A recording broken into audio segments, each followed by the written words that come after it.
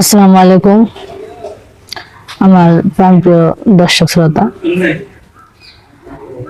আমি আপনাদের সামনে আমার একটি গল্প নিয়ে আসা।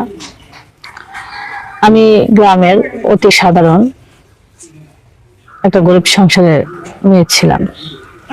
খুব অভাব অটনায় আমাদের সংসার চলতো। তো খুব দরিদ্র ঘরের মেয়ে আমি। এভাবে চলতে চলতে আর চলতে পারতেছিলাম না। আমাদের পার্শ্ববর্তী এক ম্যাম ছিলেন। ও ম্যাম আমাকে বলতেছিল, ফুল তুমি এত কষ্ট করো, এত অভাব না, কোনো কিছু চেয়েও পাও না, খাইতে পারো না, ভালো কিছু করতে পারো না, তুমি সবকিছু পারবা। তো আমি বললাম, কি করে ম্যাম? ম্যাম বললো, তোমাকে আমি ঢাকা নিয়ে যাব। ঢাকা তোমাকে ভালো একটা ফ্যামিলি আছে, ওই ফ্যামিলিতে তুমি কাজ করবা, তুমি অনেক টাকা পয়সা পাবা এবং খানা দানা কাপড় পোশাক যা কিছু আছে সম্পূর্ণ পাবা। তোমার ফ্যামিলিও ভালো চলবে, তোমার দ্বারাতে তুমিও ভালো চলবে। তো আমি ওই ম্যামের কথাই রাজি হয়ে গেলাম। আমার ফ্যামিলিতে আমার মা বাবা চাইছিল না যে আমি ঢাকাতে আসি ওই ম্যামের সাথে। আমি অনেক জোর জবরদস্তি করে আসলাম, মানা করা সত্ত্বেও, যে মা আমি এত কষ্ট অভাব অটনে আমি থাকতে পারছি না, আমি চাকরি করে যদি 2 টাকা ইনকাম করতে পারি, তোমাদেরকে ভালো রাখতে পারি, আমি চাকরি করব। তো পরের দিন ম্যাম আমাকে নিয়ে আসে ঢাকায়।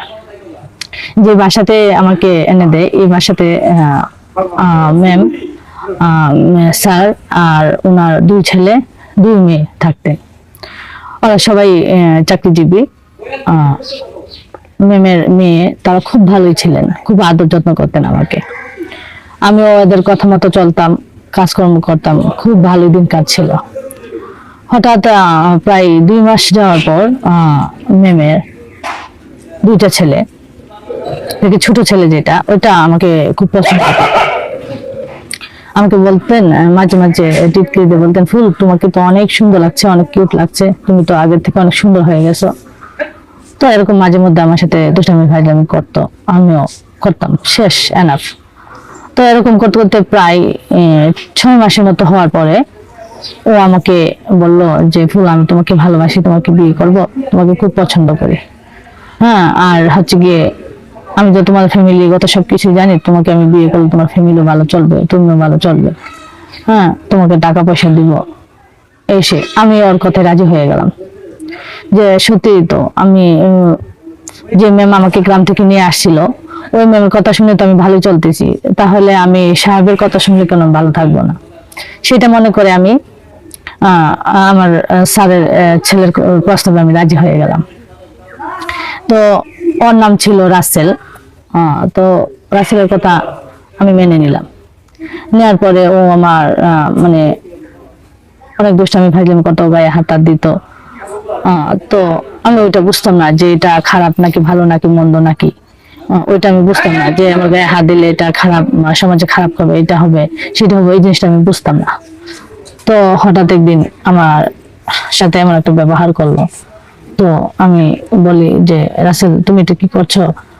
আমাকে ছাড়ো, এটা করা উচিত না, এটা কি এটা আদৌ কি ভালো হবে? এটা সমাজে কি মেনে নিবে?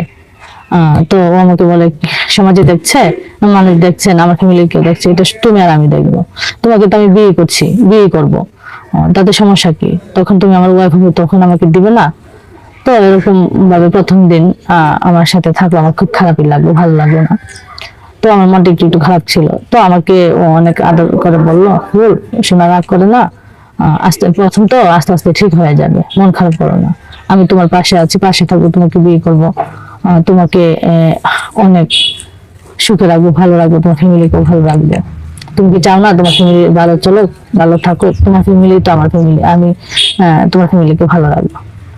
তো ওই সময় বলছে, আমি অনেকটাই খুশি হয়ে গেলাম। তো এরকম প্রায় প্রথম প্রথম সপ্তাহে 1-2 দিন থাকতো, তারপর প্রতিদিন প্রতিদিন এরকম হতো। এরকম যখন প্রায় 1 বছর হয়ে গেছে, 1 বছর পর আমি প্রেগনেন্ট।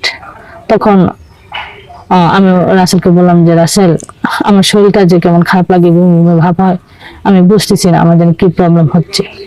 তখন আমাকে বললো, আচ্ছা ঠিক আছে, তোমাকে ডক্টরের কাছে নিয়ে যাবো, কেন এমন হচ্ছে, মানে ও বুঝতে পারতেছে যে হয়তো বা আমার বেবি কনসেপ্ট করছে। তো ও আমাকে একদিন ওর মার কাছে বললো যে ফুলকে নিয়ে একটু মার্কেটে যাব, ফুলের মার জন্য ওর বাবার জন্য কিছু কাপড় চোপড় কেনাকাটা করে মা দিব, অনেকদিন হইলো ফুল আসছে যায় না, আচ্ছা ওর বাবা মাকে কিছু কেনাকাটা করে দিতে হবে, ওর পছন্দ কিনে দিব। তখন ম্যাম বললো ঠিক আছে নিয়ে যা। ওই ওই কথা বলে মার্কেটের কথা বলে নিয়ে গেলেন।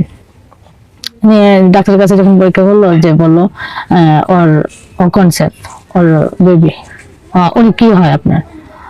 তো বলছে ও আমার ওয়াইফ লাগে। আচ্ছা, অনেক খুশি হয়ে এখান থেকে বের হয়ে বললো যে ফুল তুমি বেবিটাকে নষ্ট করে ফেলো। তো আমি বললাম কেন, তুমি আমাকে বিয়ে করবে, আমি বাচ্চাকে নষ্ট করবো, অনেক কথাবার্তা বললাম। তো ও বললো শোনো, এখনো তো আমাদের বিয়েটা হয় নাই, এখন বিয়ের আগে যদি বেবি হয় বাবা মা কি মনে করবে, তোমার বাবা মা কি মনে করবে, এটা একটা খারাপ দেখা যায় না, বিয়ের আগে বেবি নেওয়া, আমাদের বিয়েটা কয়েকদিন পরে হবে, বেবিটা নষ্ট করে ফেলো। তো আমি কিছু না বলে হাওমাও করে কান্নাকাটি করে আমাকে অনেক করলো, বুঝাইলো দেখো তুমি কান্নাকাটি করো না, তোমাকে আমি অনেক আদর করছি না, তোমাকে অনেক ভালোবাসি না, তুমি এমন কান্নাকাটি করলে আমার খারাপ লাগে না, বলে বাসায় নিয়ে আসলো। আসার পরে তো আমার মা বাবার জন্য কিছু কেনাকাটা করে আনলো, মা বাবাকে একটু বুঝাতে হবে। তো এরকম হওয়ার পরে তো ওই ম্যাম রাসেলের মা উনি বুঝতে পেরে গেলেন যে আমি আসলে প্রেগনেন্ট। তখন আমাকে বলতেছে ফুল এদিকে আসো, আচ্ছা তোমার শরীরটা এমন এমন লাগে কেন, কি হয়েছে তোমার? তো আমি বললাম না আসলে বলতেছে কি আপনার এটা, মানে ডাকে যে প্রশ্নটা করছে এটা কে? এটা হচ্ছে গিয়ে রাসেলের মা, আমি যে বাসায় থাকি ওই বাসার ম্যাম। ও ম্যাম আমাকে এগুলো বলতেছিল। তো আমি বলতেছি না ম্যাম আমি ভালো আছি, আমি তো অনেকদিন যাবত বাড়িতে যাই না, মা বাবার জন্য মন খারাপ। উনি বুঝতে পারলেন, বুঝতে পেরে আমাকে আমাকে বাসায় যাব, ওনার বান্ধবীর বাসায় যাব বলে আমাকে সাথে করে নিয়ে হসপিটাল নিয়ে গেলেন। নিয়ে গিয়ে দেখে যে আমি কনসেপ্ট। তখন উনি কিছু না বলে বাসায় নিয়ে আসলেন। এসে আমাকে বললো যে তুই তো বাসা থেকে বের হস না, তোর বেবি কোথায় থেকে আসছে? তো আমি বললাম যে বেবি আবার কোথায় থেকে আসবে? তখন তোকে আমি এত আদর করি, ভালোবাসি, তুই এই আকাম কুকাম কোথায় করছিস, তুই সত্যি করে বল। তো আমি বললাম না আমি এগুলো করিনি, না করলে যে বেবি কোথায় থেকে আসছে। তখন বলবি না বলবি না বলে আমার মা নিয়ে একটা গালি দিলেন। দেওয়ার পরে তখন আমি কান্না করতেছিলাম পরে তখন একটা থাপ্পড় মারছে, কান্না করিস, বকা দিছি কান্না করিস, বলিস না যে কে আসছিল তোর কাছে। তখন থাপ্পড় যখন মারছে তখন আমি রাসেলের কথা বললাম যে ম্যাম আপনার ছেলে রাসেলের সাথে আমার প্রায় 1 বছরের মতো রিলেশন, ও আমাকে বিয়ে করবে বলছে, ও আমার সাথে প্রতিদিনই মেলামেশা করে, এখন ওর বাচ্চা আমার পেটে।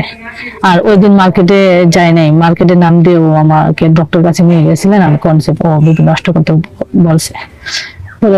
বিশ্বাসঘাতিনী, খারাপ, তোকে আমার মেয়ের মতো দেখতাম, তোকে অনেক ভালোবাসতাম, অনেক আদর করতাম, তুই আমার সাথে বিশ্বাসঘাতকতা করছিস, তুই একটা কাজের মেয়ে হয়ে, গরিব মেয়ে হয়ে, তুই বড় লোক ছেলে দেখে তোর লোভ সামলাইতে পারিস না, টাকা পয়সার লোভে বড় লোক দেখে তুই আমার ছেলেকে ফাঁসি দিতে চাইছিস, এটা কার বাচ্চা না কার বাচ্চা নিয়ে আসছিস, আকাম করছিস, এখন আমার ছেলের নাম দিস। এইগুলা বললো। ওর ছেলেকে বলার পরে ওর ছেলে অস্বীকার গেল, না আমি কখনো এগুলো করিনি, আমি তো ওকে বোনের মতো দেখছি, তেন অনেক ধরনের কথাবার্তা। পরে আমি অনেক কান্নাকাটি করতেছিলাম। পরে আমি কই ম্যাম এটা আমার সাথে এরকম করলেন, পরে আমাকে বের করে দিলেন, ওদের বাসা থেকে বের করে দিলেন। ওটা রাসেলের আম্মা, মানে আপনি যার সাথে রিলেশন ছিল উনি বাসা থেকে বের করে দিলেন, তখন আপনি কি করলেন? বের করে দেওয়ার বের করে দিয়েছে, এখন তো আর আমার কোনো উপায় নেই, এখন আমি কি করবো, আমার গ্রামের বাড়িতে যেতে হবে।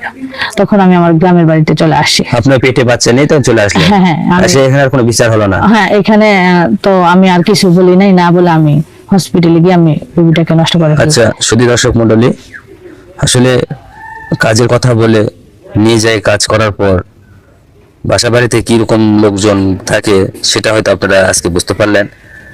আমার আপু যা গল্পগুলো করলো এটা সমস্ত রূপেই বাস্তব হয়ে পড়ে সব জায়গায়। তো গল্পটা যদিও ভালো লাগবে আপনাদের, আর ভালো লাগার মাঝে আমাদের পাশে থাকবেন, আমাদের চ্যানেলটি সাবস্ক্রাইব করবেন, বেশি বেশি শেয়ার করবেন, কমেন্ট করবেন, এই প্রত্যাশায় আপনাদের কাছে আমি করব। আর জানাতে পারেন যে আমাদের চ্যানেলটিতে যে নতুন নতুন নাটক আপনারা নেবেন, আপনারা প্রতিদিন নাটক নতুন নতুন দেওয়ার জন্য আমি আপনাদের পাশে থাকবো। আল্লাহ হাফিজ।